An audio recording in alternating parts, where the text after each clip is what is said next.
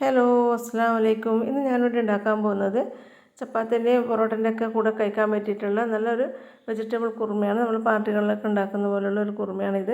ഇതുണ്ടാക്കാൻ വേണ്ടിയിട്ട് ഞാൻ ആദ്യം തന്നെ ഒരു പാത്രം ചൂടാകുമ്പം അതിലേക്ക് 2 സ്പൂണോളം നെയ്യ് ഒഴിച്ച് കൊടുക്കുന്നുണ്ട്. ബട്ടർ ഉണ്ടെങ്കിൽ ബട്ടർ ചേർക്കുക, ബട്ടർ ഇല്ലെങ്കിൽ നെയ്യ് ഒഴിച്ച് കൊടുക്കുക. ഇതൊന്ന് ചൂടായി വരുമ്പം അതിലേക്ക് ഒരു 5-10 അല്ലി വെളുത്തുള്ളി പൊടിയായി അരിഞ്ഞിട്ട് ചേർത്ത് കൊടുക്കുക. അതൊന്ന് പച്ചമണം മാറുന്നവരൊന്ന് മൂപ്പിച്ചെടുക്കുക. ഇതിൻ്റെ കളറൊന്നും മാറേണ്ട ആവശ്യമില്ല, ഇത്രയും വഴറ്റിയെടുത്താൽ മതി. ഇനി ഇതിലേക്ക് ഒരു സവാള ചെറുതായി അരിഞ്ഞതും കൂടി ചേർത്ത് കൊടുക്കുക. ഇതൊന്ന് ചെറുതായിട്ടൊന്ന് വഴറ്റിയെടുക്കുക.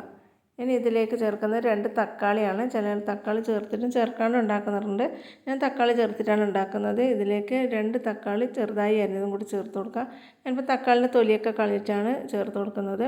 ഇതിലേക്ക് ആവശ്യത്തിനുള്ള ഉപ്പും കൂടി ചേർത്ത് ഇതൊന്ന് വഴറ്റിയെടുക്കുക.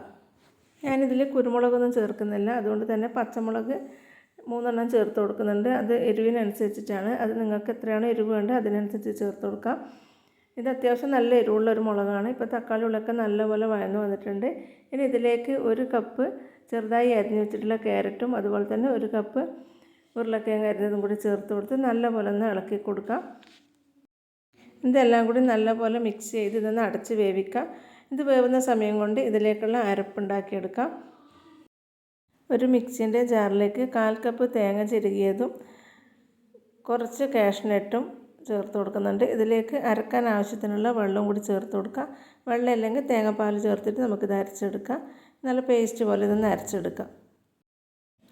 നമ്മൾ നേരത്തെ വേവിക്കാൻ വെച്ച ക്യാരറ്റും ഉരുളക്കിഴങ്ങൊക്കെ നല്ലപോലെ വെന്ത് വന്നിട്ടുണ്ട്. നല്ലപോലെ ഒന്ന് മിക്സ് ചെയ്ത് കൊടുക്കുക. ഇനി ഇതിലേക്ക് ചേർക്കുന്നത് ഗ്രീൻ പീസാണ്. ഞാൻ സാധാരണ പാക്കറ്റ് ഗ്രീൻ പീസ് കുതിർത്ത് വേവിച്ചെടുത്തിട്ടുള്ളതാണ്. അതാണ് ഇതിലേക്ക് ചേർത്ത് കൊടുക്കുന്നത്. 1 പാക്കറ്റ് ഗ്രീൻ പീസാണ് ചേർത്ത് കൊടുക്കുന്നത്. ഇപ്പം ഗ്രീൻ പീസ് കുറച്ച് കൂടുതൽ തന്നെ ചേർത്തിട്ടുണ്ട്. ബാക്കിയുള്ള ക്യാരറ്റിനെക്കാട്ടിയും പിന്നെ ഉരുളക്കിഴങ്ങിനെക്കാട്ടിയും കൂടുതലാണ് ഗ്രീൻ പീസ് ചേർത്ത് കൊടുക്കുന്നത്. ഇതൊരു ഗ്രീൻ പീസ് കൂടുതലുള്ള ഒരു കറിയാണ്. നല്ല ടേസ്റ്റ് ആയിട്ടുള്ളൊരു കറിയാണ് ഇത്. ഇത് നല്ലപോലെ ഒന്ന് മിക്സ് ചെയ്ത് കൊടുക്കുക. ഇനി ഇതിലേക്ക് തേങ്ങയും കാഷ്നട്ടും കൂടി അരച്ചിട്ടുള്ള പേസ്റ്റ് ചേർത്ത് കൊടുക്കുക. ഇതിൻ്റെ കൂടെ തേങ്ങാപ്പാലും കൂടി ചേർത്ത് കൊടുക്കുന്നുണ്ട്. 1-ാം പാലാണ്, നല്ല കട്ടിക്കെടുത്തിട്ടുള്ള 1-ാം പാലും കൂടി ഇതിലേക്ക് ചേർത്ത് ഇതൊന്ന് തിളപ്പിച്ചെടുക്കുക.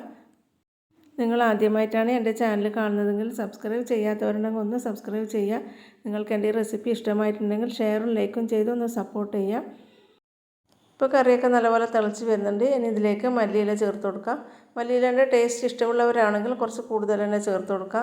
മല്ലിയില കുറച്ച് കൂടുതൽ ചേർക്കുമ്പോൾ നല്ല ടേസ്റ്റ് കിട്ടും. നമുക്ക് ഡിന്നറിനും അതുപോലെ തന്നെ ബ്രേക്ക്ഫാസ്റ്റിനൊക്കെ കൂട്ടി കഴിക്കാൻ പറ്റിയിട്ടുള്ള നല്ലൊരു കറിയാണ്. നിങ്ങൾക്ക് ഈ റെസിപ്പി ഇഷ്ടമായിട്ടുണ്ടെങ്കിൽ മറ്റുള്ളവർക്കൊന്ന് ഷെയർ ചെയ്ത് കൊടുക്കുക. മുന്നേ അപ്ലോഡ് ചെയ്തിട്ടുള്ള വെജിറ്റബിൾസിൻ്റെ കറികളുടെയൊക്കെ ലിങ്ക് ഞാൻ താഴെ ഡിസ്ക്രിപ്ഷനിൽ കൊടുക്കുന്നുണ്ട്. പറ്റുന്നവരൊന്ന് കണ്ടു നോക്കുക. ഇൻഷാ അല്ലാഹ് മറ്റൊരു റെസിപ്പിയായിട്ട് വീണ്ടും കാണാം.